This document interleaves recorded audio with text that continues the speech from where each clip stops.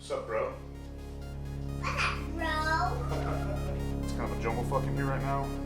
I just really don't want to take this part off.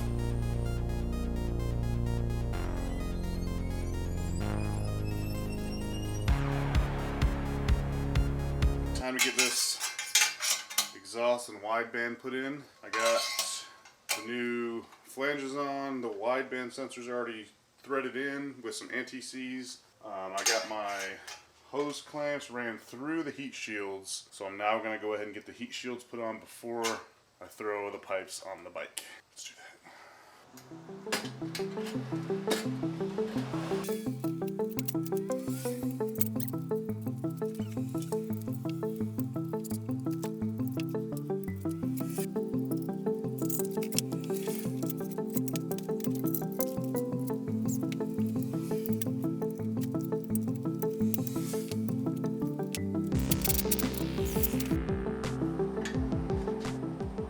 shields on. Alright, I tried to do a mock-up last night with this exhaust and it's not totally wanting to go on, and I know why. I just really don't want to take this part off. Let me show you. So this is the mount for the floorboard, and I need to take it off because the pipes are going to run right through here and they will not go through.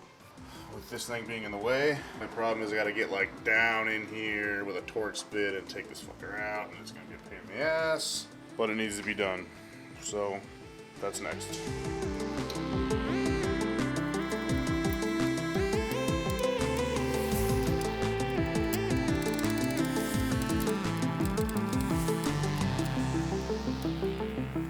So new flanges are on the pipes. New gaskets are in the heads. Let me go find my new bolts. Then we go ahead and get this part mounted up. The headers are on, nothing's hooked up yet, but the headers are on. Still having some clearance issues with the brake lever and the rear master cylinder down here. Other than that, it's pretty sturdy. I haven't tightened anything up here down yet. I'm gonna go ahead and get the muffler put on, and then I'll start working on all this bullshit, but yeah. This thing's giving me quite the headache in this area, so.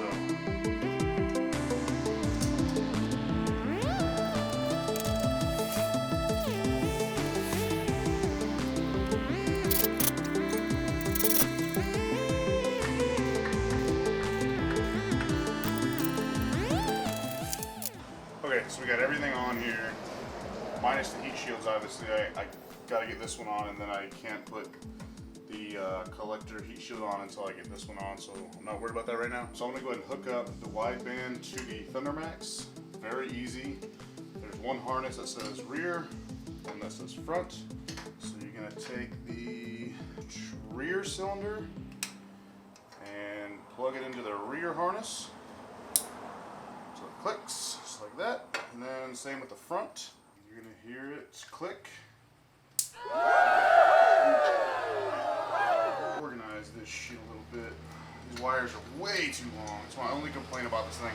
Yeah, some of these wires, they're like 2 feet long, and there's a space of, 10, 11 inches, 12 inches maybe. And you can't just cut and splice them. You can, but it'd be a pain in the ass. They send you some zip ties with the ECU to kind of manage it, but it's kind of a jumble fuck in here right now.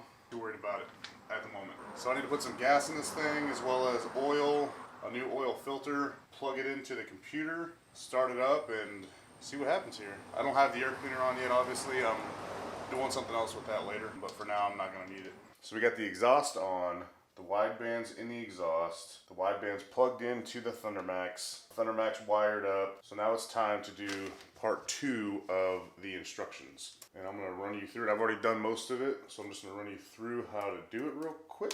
So this is the ThunderMax main website. I'm sure if you have a ThunderMax, you've been here. So first thing you're gonna do is go to support, down to software, support software, and then there's 3 different software downloads here.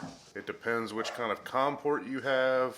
I have the mini USB type, so I went ahead and downloaded this one with the yellow disc, the first one on there. And then you're gonna go through normal computer downloading of a program, procedures, And then this is all the shit that popped up. It's a whole lot of shit. And again, this has to be downloaded on Windows computer. It cannot be a Mac, it cannot be Chrome, it has to be Windows. It says 2000 XP Vista 7, 8, and 10. So you have to have that. I actually went out and bought this cheap little $150 refurbished laptop specifically for this because I do not have anything Windows in my house other than this now. So if you look down here on the ECU, this is the COM port plug-in right here. I already got it loosened up. You just loosen up this little screw and that exposes the COM port. You plug in just like that. And then the other half is a normal USB that is going to plug into the computer just like normal. Now you need to cycle the power of the bike on for this to work. So the ignition has to be on, it has to be on run. It cannot be on kill or stop or anything like that. There you go, you can hear it. Key on detected, initializing, blah, blah, blah, blah. Okay, so this is the first thing that's gonna pop up. Would you like to select a map now? So yes, and this, as you saw, this red link right here turned to green. That means the computer is connected to the ECU now and there's power to the ECU and all that. Okay, so now we're gonna go to getting a map on here. So EFI maps and then map listings throttle by wire. Oh no, excuse me. Okay, so we're gonna do EFI maps throttle cable because we do not have throttle by wire on here. We have actual throttle cables. So throttle cables, and then here is just a loaded up with maps on here. All sorts of different shit for all sorts of different engines. So we're gonna click on engine type and it's gonna put them in order. And we're gonna go down here to 88 cubic inch. So here's the engine type 88 and it goes down to 96 and etc, etc. And then we're gonna try to find the closest thing to we have on this bike. We basically completely stock bike with a 2-to-1 pipe. So let's see here. And it even says on here, you do not need to pick specifically what you have. Like I have the S&S pipes on here, but if I pick the one that has 2-to-1 Fat Cat, it's fine. Stock HD 2-to-1. This is the one I'm gonna go with here. Map 629, Harley Davidson 88 cubic inch twin cam A and B. Stock Harley 01 to 05 with a 2-in-1 Vance & Hines Pro pipe. Again, I have the 2-to-1 S&S. This is fine. So then we're just gonna highlight this one, blue bar, hit close. That's gonna load this map. So this is the base map encoding window. So all you're gonna do here is review everything. Harley Davidson, 88 inch, stock heads, stock piston, stock cam, 2-to-1 pipes, stock throttle, high flow air filter, which this one does have, and model Dyna, doesn't matter, it's a muffler model, I don't really know what that means. And then modification, none. This is production baffle. I'm going to leave it as is. And then you're going to click load base map. Okay, this is going to pop up, automatic compression release. This is essentially for anything with a 103, 2011 and up. So this being an 03 does not have automatic compression release. So you need to click no, depending on your bike, obviously. Alright, so current map was successfully written to the module. Boom, okay. Auto tune on, still linked. So let's see, go to tuning maps tree. Okay, module configuration, reveal the basic settings tab. Here we are, basics, and click the Speedo Cal button. Okay, let's see what we got here. Okay, so this is just verifying your speedometer is correct for your year bike. There's a couple different settings on here. Mine is on here, touring 02 to 03. So with that, just cancel. Boop. So that's good to go. Okay, so we have the module linked. So now we need to go to File, Write Module, Maps and Settings. Click OK. Automatic compression release. No, it does not have automatic compression release valves. And this should write the map to your VIN as well.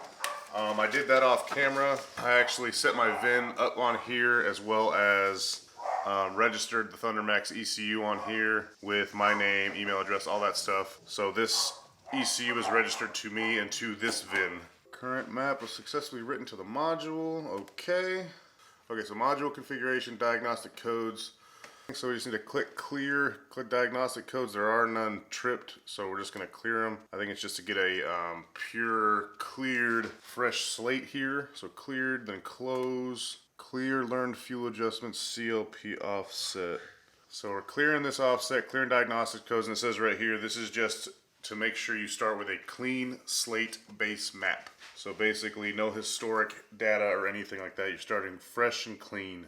This is done, so we can turn the bike off. This should unlink right here. There it goes. Okay, I'm gonna read this to you because it's a little confusing, but not really. I thought you could just start this bike up after you have this done. Not the case at all. Right here in big bold letters, important before starting. You actually have to, I don't even know what the hell to call this. Synchronize it maybe? I don't know. I'm just gonna read what it says. And this you have to do every time you change the battery, remove the battery, change the ECM or maxi fuse, etc. Things like that. Things that reset the computer system in here. You have to do this every time. Okay, so you're gonna have your rocker switch on run, turn the ignition switch on for 20 seconds.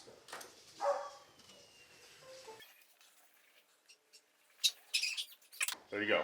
20 seconds, now you're gonna turn it on and off 3 times. So, on, off, and now it says turn the ignition on and start the engine. And let it idle for 15 seconds. Turn the bike off, restart the motorcycle, and you should get your normal operating idle speed, which says should be about 1200 RPM.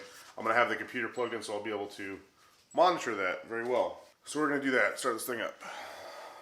Okay, so again, I'm gonna leave all this stuff plugged in just so I can monitor everything and see what happens here. So start at 15 seconds, kill it, start it back up. All right, now you can actually see how this exhaust sounds while we're at it. Good to go. I'm gonna wait for this thing just to link a little bit here. Okay, we are linked. Why are you not wanting to start?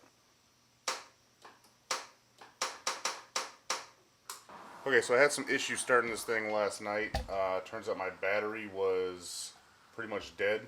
So I had it plugged in overnight. We're gonna try this again. I'm gonna reinitialize it with the same initialization procedure here. I'm gonna go over it one more time.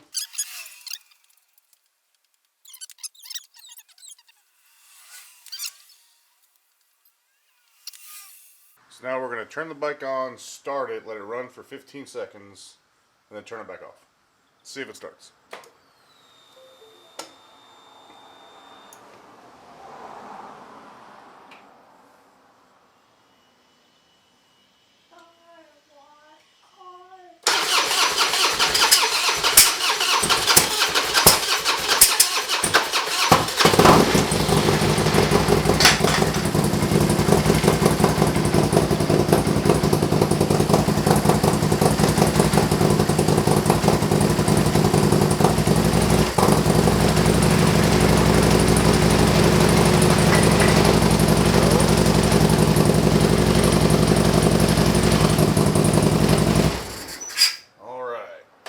So it started, it ran really rough, kind of expected, and now I'm going to start it again. I said it should attain a normal idle speed at about 1200 RPMs because the engine is cold.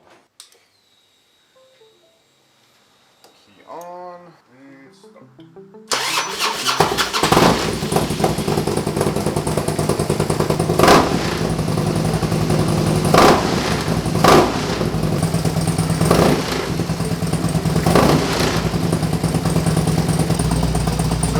This is everything that it just monitored while I was starting it and running it for a minute. It settled at 1088 RPMs. Target air to fuel ratio is 13, and it hit right in the green zone. Little lean on the front cylinder, but we're right in the green on the rear cylinder. Hitting 13 volts. Standard throttle position 10.8 degrees. Manifold temp 88. So, yeah, everything's looking pretty normal so far.